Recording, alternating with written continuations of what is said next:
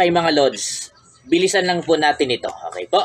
Sino po sa inyo ang merong commemorative coin na Andres Bonifacio 150th death anniversary ni Andres Bonifacio? Yan, katulad po nitong nasa picture na pinapakita ko po ngayon sa inyo. I mean sa video. Yan. Ganito. Yan, commemorative coins yan mga ka-Virtusio. Okay po? At dapat brilliant.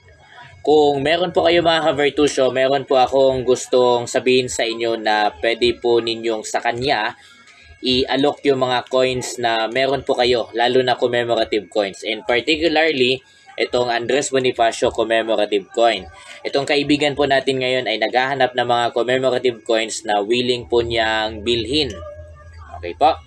Siyempre, medyo mababa po ito kapag dadalhin po natin sa subastahan. Kasi minsan kapag sa subastahan kasi, kailangan mo pang magbayad, kailangan mong ihanda yung mga coins mo, paggawan mo ng papel. Kaya kapag dalhin mo ito sa subastahan, syempre mataas po kaagad yung bidding price po doon or asking price. Pero kung sa mga kapwa, collector lang naman or mga numista, I guess itong i-offer ko po sa inyo or itong i-recommend ko po sa inyo para bumili ng inyong mga coins ay tamang-tama lang po ito. Okay po? So again, ito ay commemorative coin na Andres Bonifacio. Alamin nyo po sa video ito kung sino po ang willing na bumili po neto at kung magkano naman po yung offer or asking price po niya. Okay? Yeah.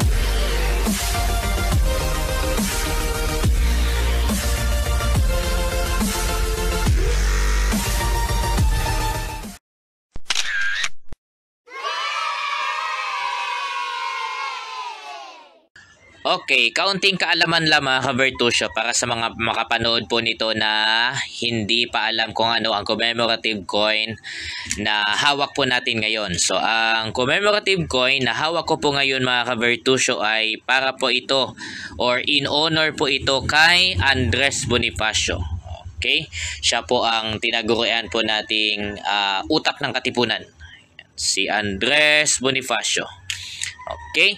So, ang commemorative coin na ito mga ka-Virtusio ay ginawa po noong or nirelease po ng Bangko Sentral ng Pilipinas noong 2013 in honor po sa kanyang 150th na death anniversary. Death ba or kapanganakan? So either or, basta yun. Okay po, sa kanyang 150th na anniversary po yan. Okay, syempre, ang makikita po natin dito ay ang litrato, ribulto ng ating bida na si Andres Bonifacio. Okay, tapos syempre makikita po natin dito ang sole provider or producer ng coin na ito, ang Bangko Sentral ng Pilipinas. Na-release po ito last 2013. Ang face value po ng coin na ito mga ka-Virtusio ay 10 peso. Pag sinabing face value, yun po yung value ng coin na nakikita po natin. Okay, yan, 10 piso. Yun po ang face value po niya. Pero syempre, mag-iiba po ang presyo po niyan pagdating sa numismatics world or sa mundo ng mga kolektor sa subastahan. Okay po? Sa dito naman sa harap, makikita po natin ang logo ng bagong logo ng Bangko Sentral ng Pilipinas. Tapos nakalagay po dito yung 150 years. Di ko alam kung kapanganakan ba or pagkamatay, bahala na kayo dyan. Basta 150th anniversary ang sinelebrate po or kinememorate ng coin na ito. Okay po, kaya po siya tinatawag na commemorative coin because alam nyo na yan, galing na sa salita mismo. It is commemorating particular celebration, lalo na sa bayaning ito na si Andres Bonifacio. Okay? Tapos, nandito po yung parang slogan na meron po tayo kay Bonifacio, dangal at kabayanihan. Okay, so yun po ang meron sa commemorative coin na ito. Now, para sa information kung saan natin ito pwedeng i-alok o ibenta. Okay po. So again, para ma-promote din ang ating kaibigan, at ma-reach nyo po siya, i-direct message nyo na lang siya mga ka-Virtusio. Huwag po kayo doon sa comment section dahil hindi niya po ito masyadong pinapansin. So i-DM nyo po siya o i-private message para makita niya kaagad yung coin na hinahanap namin. I mean, hinahanap po niya. Okay po. So, ang bili niya po bawat isa sa mga coin na ito, commemorative coin na Andres Bonifacio, ay mas mataas from any other commemorative coin. Okay po, mas mataas. Ang alok po niya dito ay 15 to 20,000. Okay po. Commemorative coin na Andres Bonifacio, ang alok po ni Jaray's Vlog. Jaray's Vlog. Okay po. 15 to 20,000 po. Bawat isa ng commemorative coin na ito. Okay, so ako ay merong dalawang collection po dito. May message ko din siya. Kaibigan po natin yan. And legit na buyer po ito mga ka-Virtusio. Legit na buyer po itong si Jaray's Vlog.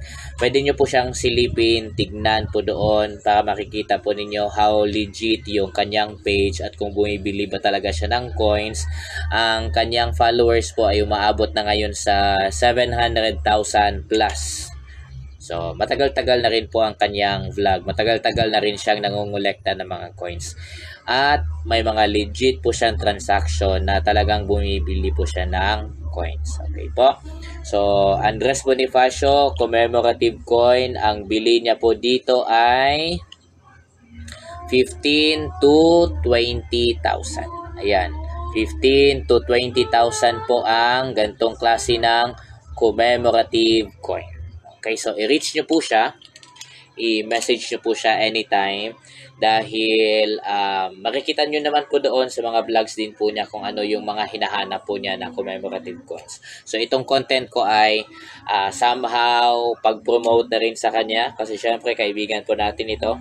At syempre para makabisita din po kayo sa akin at malaman din kung ano po ang mga coins na hinahanap din namin sa grupo. Tapos, magkano naman yung mga coins na tawag nito na inaalok namin or gusto naming bilhin or ina-offer namin kung magkano yung presyo. Okay? Advice ko lang pala mga ka-Virtusio sa mga may hawak po na coins po dyan. Paulit-ulit ko po itong sinasabi. Mini-message ko rin po ito sa aking mga vlogs. Okay? Kung meron po kayong coins, pakilinis.